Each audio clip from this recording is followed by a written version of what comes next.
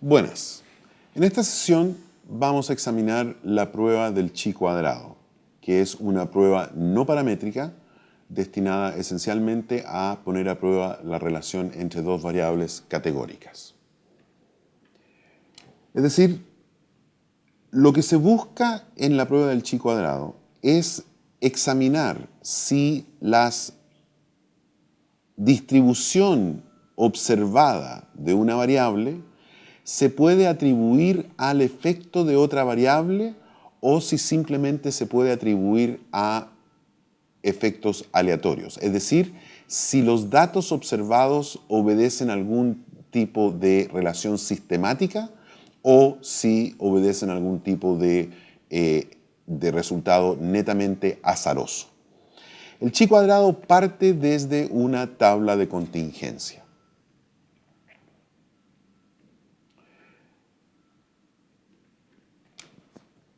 La noción de independencia para el chi cuadrado, es decir, cuando yo digo que el resultado es producto de procesos esencialmente azarosos, lo que estoy diciendo es que las dos variables son independientes la una de la otra.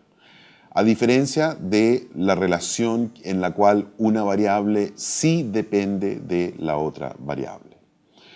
Nosotros entendemos en el contexto del chi cuadrado la independencia estadística de la siguiente manera.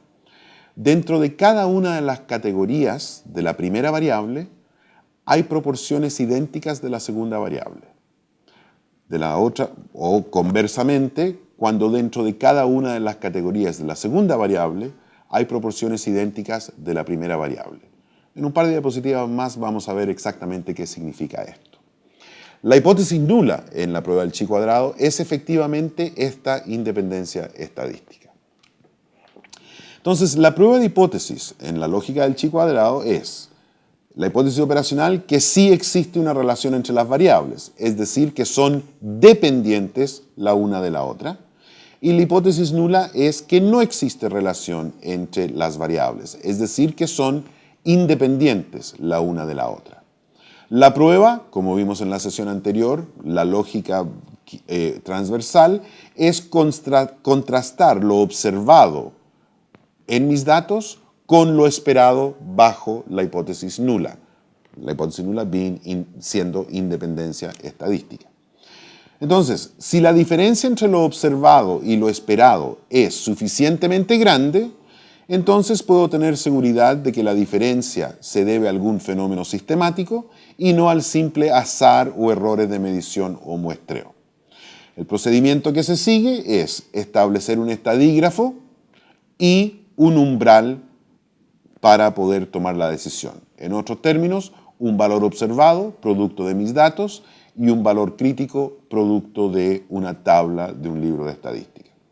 Yo tomo una decisión comparando esos dos valores y decido rechazar o no rechazar la hipótesis nula. El estadígrafo usado es lo que se llama el chi cuadrado. En algunos textos aparece como ji cuadrado, o con X o con J. Esta es la fórmula para el chi cuadrado. No van a tener que usar la fórmula en ningún momento. Lo que quiero rescatar aquí es simplemente el numerador de la razón que hay, del cociente que hay dentro de esa fórmula. El f sub ij con el gorrito arriba menos f sub ij sin el gorrito arriba es la diferencia entre la frecuencia observada en una celda de una tabla de contingencia y la frecuencia esperada bajo la hipótesis nula.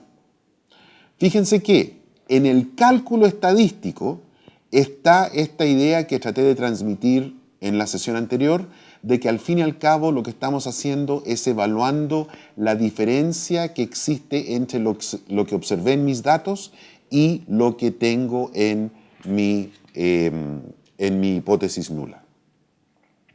El chi crítico se obtiene de una tabla que está en cualquier libro de estadística y para sacar el valor correcto del chi crítico usamos el alfa, la probabilidad de cometer un error que estamos dispuestos a aceptar, a asumir, y los grados de libertad, que es el número de filas de nuestra tabla de contingencia, menos 1, multiplicado por el número de columnas en nuestra tabla de contingencia -1.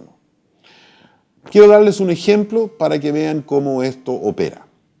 Mi hipótesis conceptual es que diferentes equipos de fútbol atraen a diferentes tipos de personas. Este es un ejemplo netamente pedagógico, esto no son datos reales, es simplemente para hacer el punto.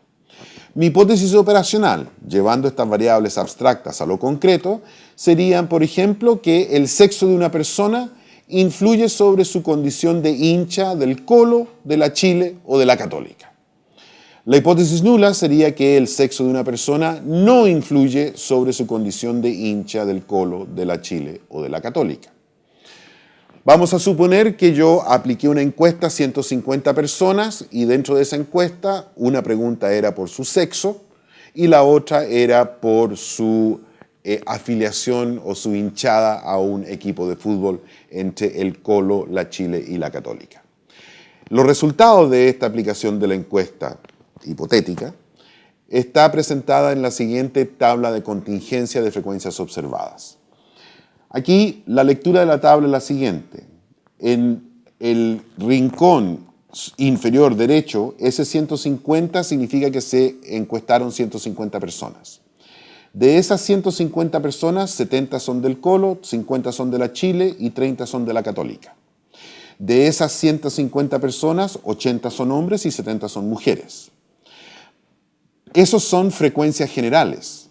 La tabla de contingencia propiamente tal es lo que está adentro de esa tabla. Es decir, en el caso de los 80 hombres, 50 son del Colo, 20 son de la Chile y 10 son de la Católica. En el caso de las 70 mujeres, 20 son del Colo, 30 son de la Chile y 20 son de la Católica. Fíjense que puedo hacer una lectura horizontal análoga. De los 70 hinchas del Colo, 50 son hombres y 20 son mujeres. De los 50 hinchas de la Chile, 20 son hombres y 30 son mujeres. De los 30 hinchas de la Católica, 10 son hombres y 10 son mujeres. Ahora, si yo calculo el porcentaje de fila observado, yo veo que del total de las 150 personas, 53% son hombres y 47% son mujeres.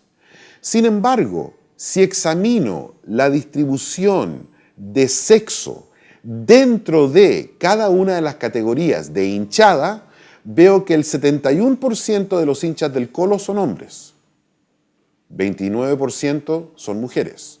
En el caso de la Chile, 40% son hombres y 60% son mujeres.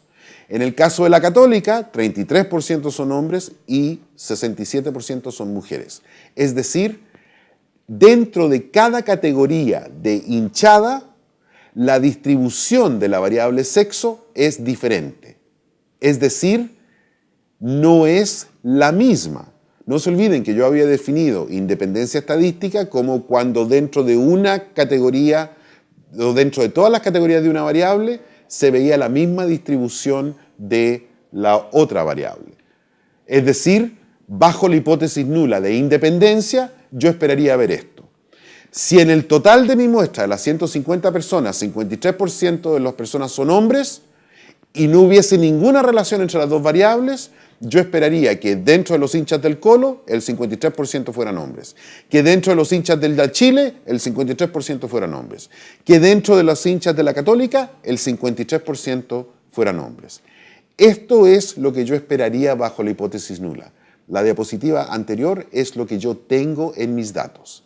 Entonces, lo que yo tengo en mis datos es diferente de lo que yo esperaría bajo la hipótesis nula. La pregunta ahora es si esa diferencia es suficientemente grande como para rechazar la hipótesis nula o no. Lo primero que tengo que hacer, dado la fórmula que tenía para el chi cuadrado, que tenía la frecuencia observada y la frecuencia esperada bajo la hipótesis nula, es calcular las frecuencias esperadas. En esta diapositiva yo hice el cálculo, no me parece importante que ustedes sepan cómo se hace el cálculo, es relativamente fácil, pero no es tan relevante. Esto es lo que yo esperaría ver en términos de las frecuencias de contingencia, suponiendo que la hipótesis nula es correcta.